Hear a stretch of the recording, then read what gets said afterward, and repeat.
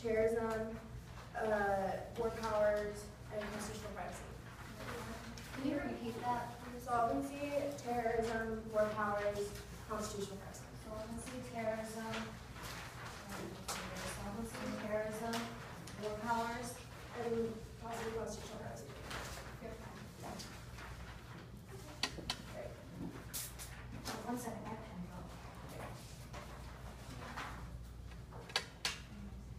Okay. Is everybody ready? You guys ready? Oh, okay. First of all, they said that we drop solvency, but dropping solvency doesn't matter. That is your case to argue, not ours. There is no counterclaim in the novice bracket, so we don't have to respond to theirs. They're electing not to debate is just another reason why you should vote nay. Okay. Now we're moving on to terrorism. DIA's case. Electronic surveillance prevents terrorism. On balance, it does more to stop terrorism than it inhibits privacy. Positive. Eavesdropping imposes costs on innocent people, but the costs it imposes on terrorism are even steeper because it thwarts the plan underlay and places the virus to capture from our standpoint as people endangered by terrorism. The higher those costs, the better. Suppose the NSA gathers electronic communication traffic. Electronic communication traffic. The digitized data where machines search for clues to terrorist activity. Discouraging terrorists from communicating by electronic means would discourage terrorism. Foreign terrorists would find it difficult to communicate with colleagues or sympathizers in the United States if they had to go face to face through messengers because they would know the government was eavesdropping on their electronic communications. DHS case. Another 9/11 would crush civil liberties and roll back the plan. Freeman 13. People defending civil liberties disclosure are maybe as if 9/11 never happened, but the only thing that we have to fear is the government intrusion in our lives, not the intrusion of those who gather in secret cells in Yemen, Afghanistan, Pakistan, and plot how to topple our tallest buildings or bring down the U.S. Arab line with bombs. Let's not hear about potential government abuse for privacy, but from a program designed to prevent another 11 abuse that's For a program designed to prevent another 9/11 abuse that does not appear to have happened. But I worry even more about another 9/11. I worry about something that's already happened. Once and that the terrorists aspire to repeat. What I fear most about America is our open society, and I believe that there's one more 9/11, it could lead to the end of society as we know it. Okay. They say no imminent terror threat. The FBI thwarted several attacks, but ISIS is expanding its influence. The homeland is under threat. Round 15. James Comey released a statement revealing the FBI stopped several ISIS-related 4th of July attacks. Attempted plots ranged from coast to coast and were intended to take American lives. Through the past 4 weeks, there have been 10 ISIS-related arrests. None of the plots were formally changed to ISIS attacks. Instead, these plots were unsophisticated and were ISIS-inspired rather than ISIS-endorsed. Leading up to the holiday, the terror organization made calls encouraging ISIS sympathizers to attack in any way possible, and many foiled plans involved guns, knives, and other close-range weapons. News of the attacks were bold is reassuring, and it gives proof that the FBI is combating domestic terrorism. Okay. The threat of terrorism has dramatically increased in the last year. NSA surveillance is key to stop attacks. 115. Just in the year since Congress last considered the NSA program, the global terror threat has dramatically increased. ISIS has grown rapidly, eclipsing Al-Qaeda as the largest terrorist threat. This is not the time to cripple our intelligence gathering capabilities against the rising terror threat. Okay.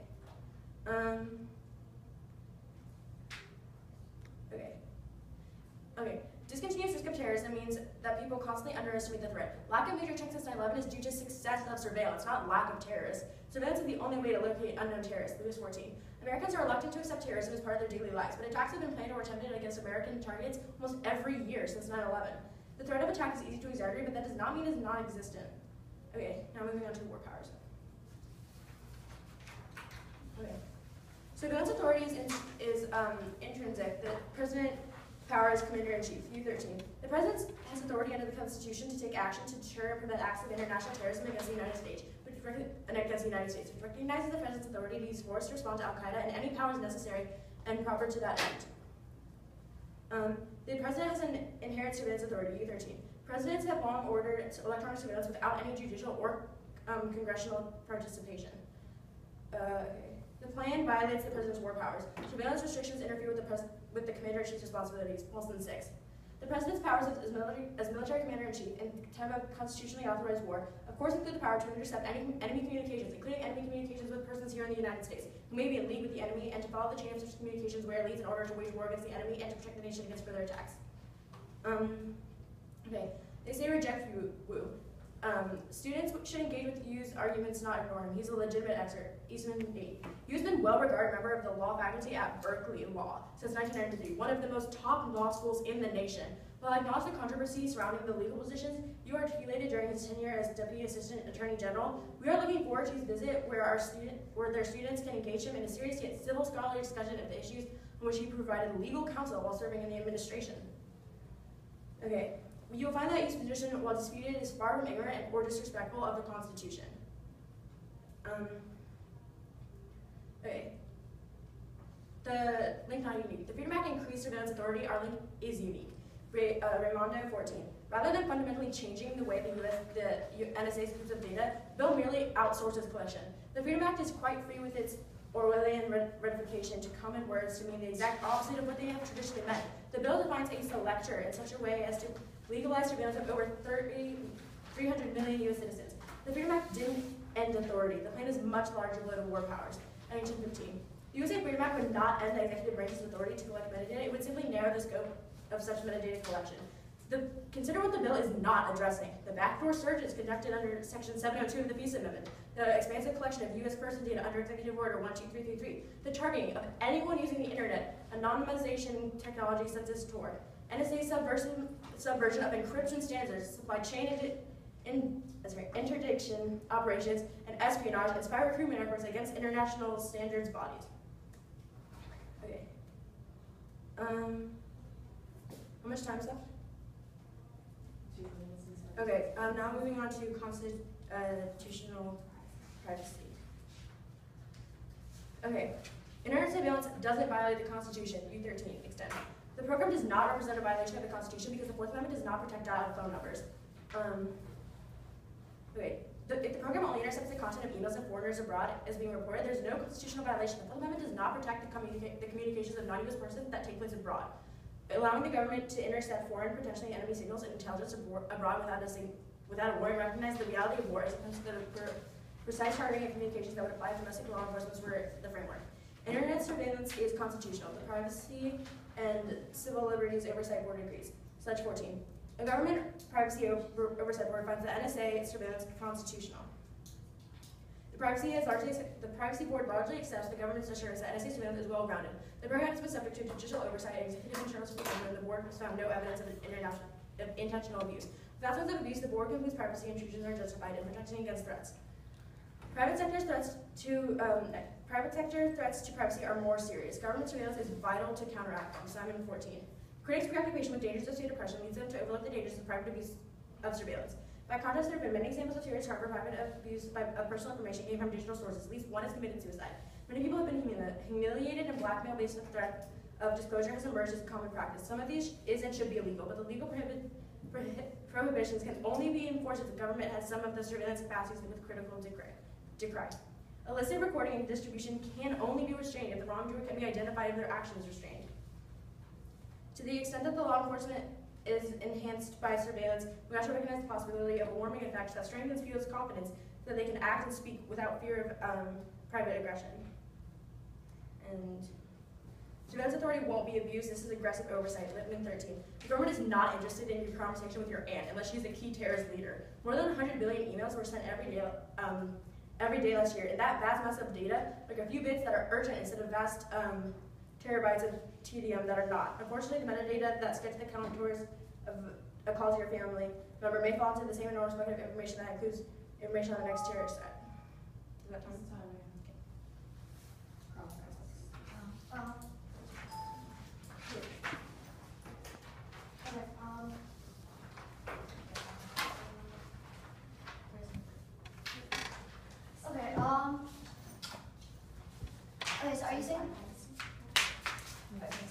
So are you saying that public opinion is irrelevant?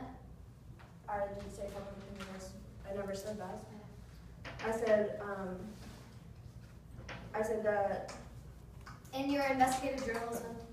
I didn't cover investigative journalism. Okay, you mentioned that the homeland is under threat. What evidence is there to state that that someone is actually going to attack the United States? There's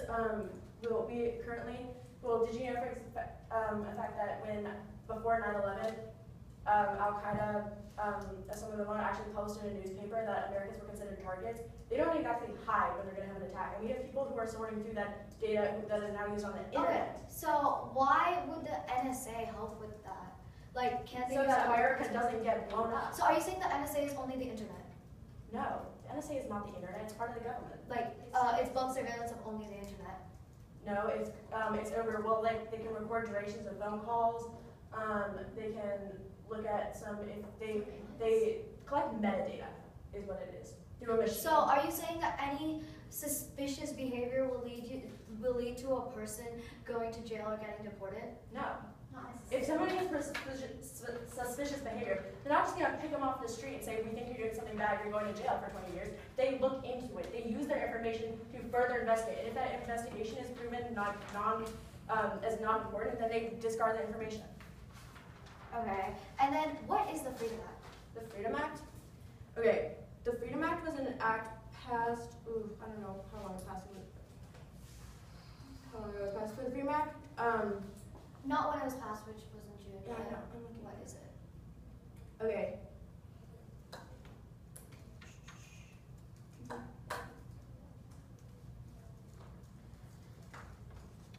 One second. Okay. Okay, I will move on. Okay, I got it, yeah. That the restored and modified form several provisions of the Patriot Act, which had expired the day before, so. Okay, and did it work? To an extent, yes. How? Because, can you pull up the paperwork? Yes. Okay, I can move on. I mean, okay. In constitutional privacy, you said the government doesn't care about everyone's information. So why do they collect so much data about every person in the United States if they don't care about Because individual people? Because until they don't care if you're not a threat, is what they're saying. They don't keep around info. Like if And you're don't you think that are we not a democracy? yeah, We're a democracy, yeah. So don't the people have the right to decide whether or not the government can surveil us? They also have the right as to what they put on the internet. Yes, but the metadata isn't just doing that. It's okay. On the internet,